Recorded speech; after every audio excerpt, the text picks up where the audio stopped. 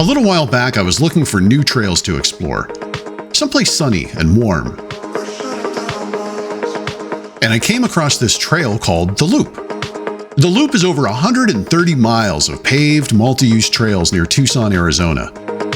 So given Arizona's perfect spring weather and beautiful landscapes, I decided to cash in some Sky Miles, pack up the GoPro, and see what adventure awaited me in the Southwest.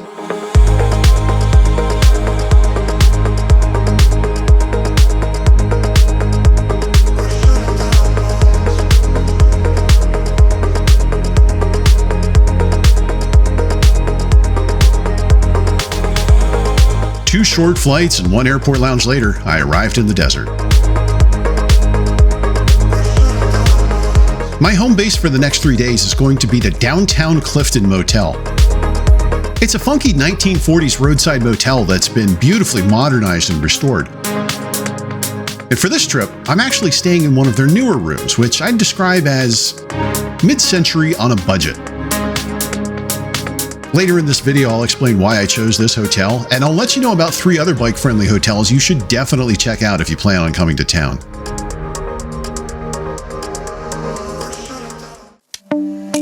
The next morning, I decided to explore my neighborhood a little before hitting the trail.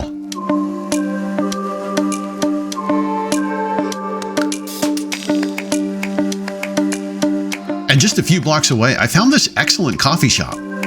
I've never had spicy coffee before, but this Chiltepin cold brew is amazing. Now that I was fully caffeinated, it was time to go pick up the rental bike. On this trip, I'm renting from Ride Tucson, and later in this video, I'll tell you why it's so important to get that name right. They gave me a primer on the bike and some pointers for the trail, and before long, it was time to top off my water bottles and make my way through the parking lot to pick up the trailhead.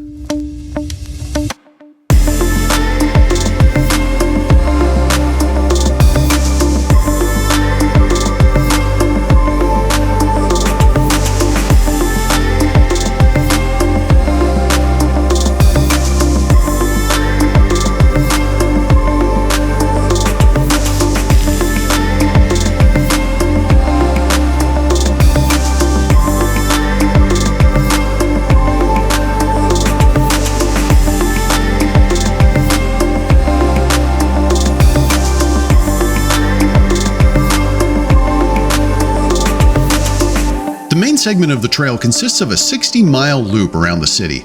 There are also 3 connected spurs, bringing the trail to about 137 miles total. Overall, the trail is well marked and easy to follow. It's almost impossible to get lost. And except for about 2 miles, it's almost entirely off-road.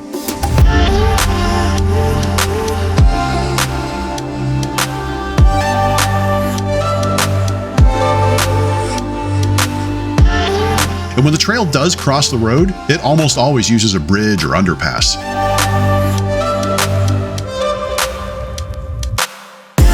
In the few places with crossings at grade, the crossing was well marked and usually had flashing lights to warn motorists.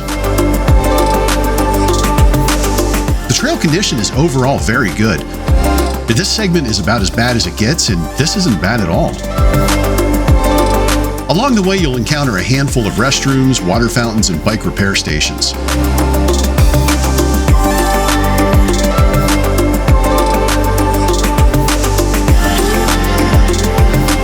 The Loop is incredibly popular, with tens of thousands of visitors every month. But even though I couldn't go more than a few minutes without seeing other users, I never felt crowded. I never felt like I didn't have enough space to just relax and take in the ride.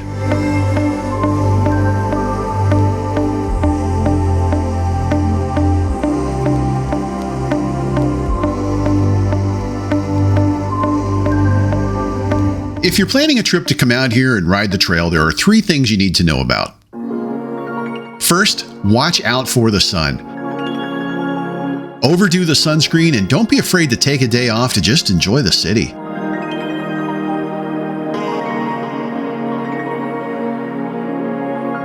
There is so much to see and do around here that doesn't involve riding. I couldn't even begin to list all the excellent restaurants and breweries I discovered, not to mention the city's historic and cultural sites. Second, there are a lot of bike rental companies out there.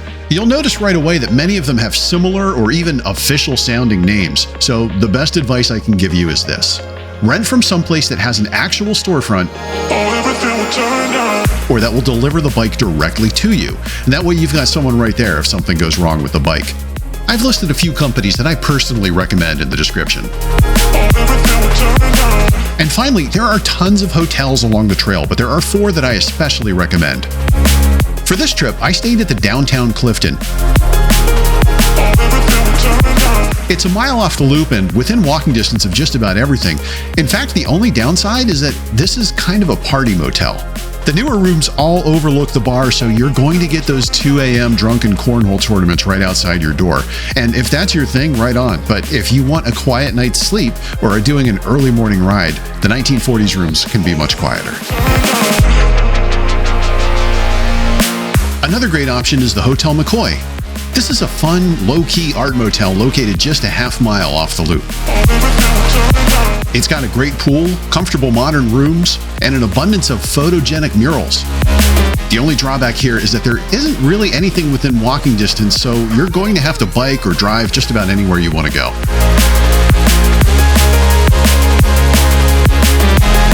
Another good choice is the Tucson. This is a Marriott located a few blocks off the loop. It's been completely renovated with a modern decor, a lively pool, and even free bike rentals for guests. But like Hotel McCoy, there really isn't much of anything within walking distance here. Finally, if you want someplace truly unique, check out the Hotel Congress. This historic hotel opened in 1918 and despite its storied past is still going strong over a century later. The rooms and common areas all look original. Even the rotary phones still connect to the hotel's old school switchboard. The on-site cafe is excellent, and since you're downtown, you're within easy walking distance of pretty much everything. Even though it's pretty far from Appalachia, the Loop has become my go-to winter getaway. It's a very easy ride suitable for all skill levels. It's got beautiful scenery.